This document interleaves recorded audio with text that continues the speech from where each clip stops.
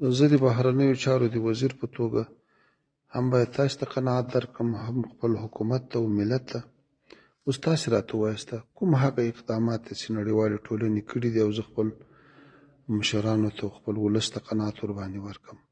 په افغانستان بندیزونه لګېدلي دي، په بانکي سکتور باندې بندیزونه پراته دي، تجاران هم له یو عالم مشکلاتو سره مخامخ دي. همدارنګه د تعلیم موضوع ده، که دلته 1 میلیون شاګردان له تعلیم نه بې برخې دي، دا 9 میلیونه چې په تعلیم بوخت دي، له دې سره ولې مرسته نه کېږي؟ دا کوم بشر ده، دا کوم اړتیاوې لري، په دې کې کوم نجونې او هلکان ټول شامل دي.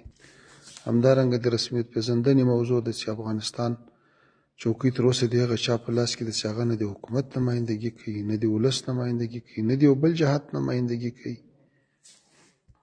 دلته چې کوم مثبت اقدامات شوي دي، دلته امریکا او ناټو 50 هېوادونه وو، هغو ټولو امنیت نه سوی ټینګولی.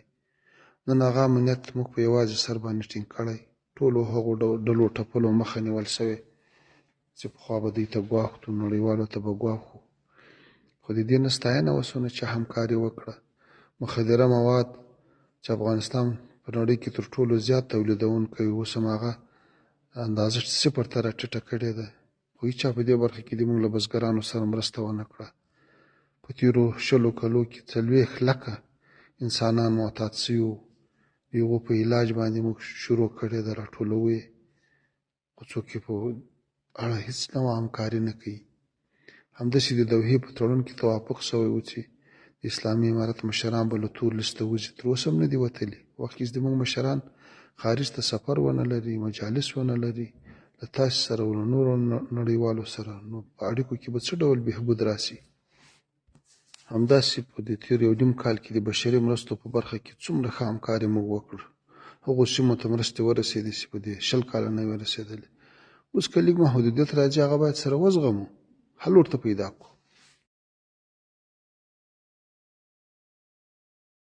د ملګرو ملتونو د عمومي منشي مرستیال امینه محمد د یو لوړپوړي پلاوي سره چې ځینې ښځینه هم ورسره وي، د اسلامي امارت د بهرنیو چارو له وزیر امیر خان متقي سره کتلي دي.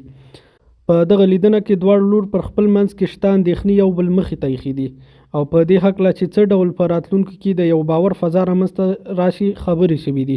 خو د ملګرو ملتونو دغه لوړپوړي چارواکي ته د افغانستان د اسلامي امارت د بهرنیو چارو وزیر امیر خان متقي ډېرې سپینې خبرې کړي دي. دغه په حقیقت ولاړې سپینې خبرې د هر افغان د زړه درد ده. په دغه خبرو کې امیر خان متقي د ملګرو ملتونو دغه لوړپوړي چارواکي ته ویلي دي چې نړۍ د افغانستان سره دغه بې انصافي ودروي. اسلامي امارت په نشتو امکاناتو هغه امنیت ټینګ کړ چې 49 هېوادونو نشو ټینګولی. همدارنګه د نشهیي موادو د کرکیله پای ته ورسوله او 0 ته یې راټیټه کړه. د بهرنیو چارو وزارت ویان عبدالقهار بلخي پر خپل ټویټر پاڼه لیکلي دي: د ملګرو ملتونو د عمومي منشي مرستیال امینه محمد د یو لوړپوړي پلاوي په مشرۍ د اسلامي امارت د بهرنیو چارو له وزیر مولوي امیر خان متقي سره وکتل.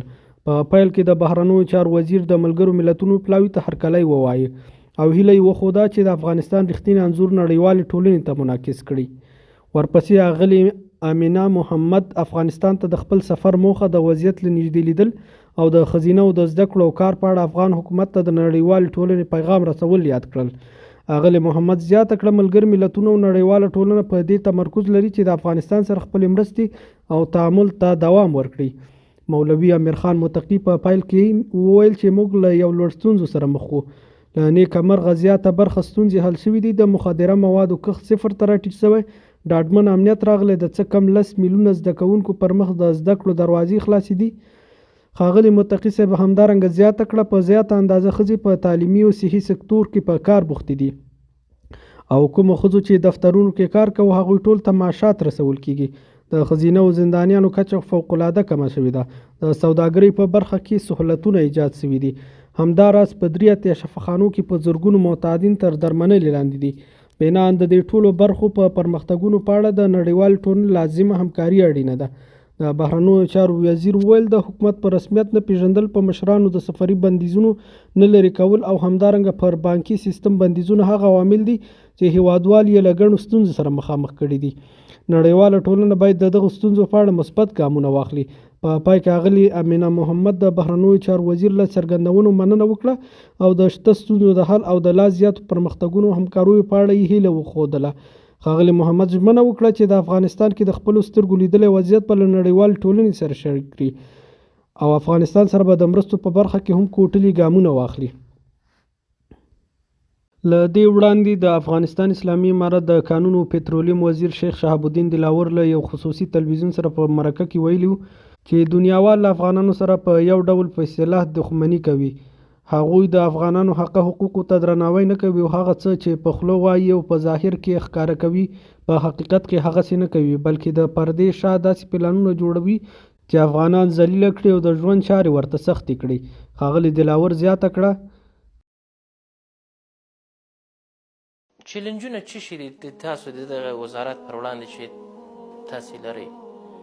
موږ یوازینی چلنج دا ده چې دنیا د افغانانو سره یو قسم دښمني ورته وایي که بې انصافي. ادبي الفاظ کې وایي دنیا افغانانو سره بې انصافي کوي. د دنیا دښمني له اسلامي امارت سره نه ده، د دنیا دښمني د دې پټکي سره نه ده، د دنیا دښمني له دې ګیرې سره نه ده، د دنیا دښمني د افغانانو سره ده. که د اسلامي امارات په شان باندې هر څوک راشي د افغانستان استقلال، د افغانستان حاکمیت ملی، د افغانستان سرتاسري امنیت، د افغانستان کې سرتاسري عدالت، د افغانستان خپلواکي، د افغانستان ترقی غواړي او داسې مسلط نظامي، دنیا به مخالفت وکړي. دنیا خو د حقوق بشر چغې وایي، دنیا وایي چې موږ افغانانو ته دوی د غوښتنو په اساس غوښتنې لرو، بیا څنګه دوی دښمني کوي؟ حقوق د بشر دا دي چې په ورځ کې 1500 جنازې وي، که حقوق د بشر دا دي چې په یو ملک د آرامي. زه په دعوې سره وایم چې الحمدلله د موږ افغانستان کې چې کوم امنیت ده، زه وایم چې شاید په ډېرو نږدې هیوادونو کې به داسې امنیت نه وي. کوم شفافیت ده په اداراتو کې په ډېرو ملکونو کې به دغه نه وي. کوم انصاف ده او بردباری د دې نظام ده، دا په ډېرو ملکونو کې نه وي.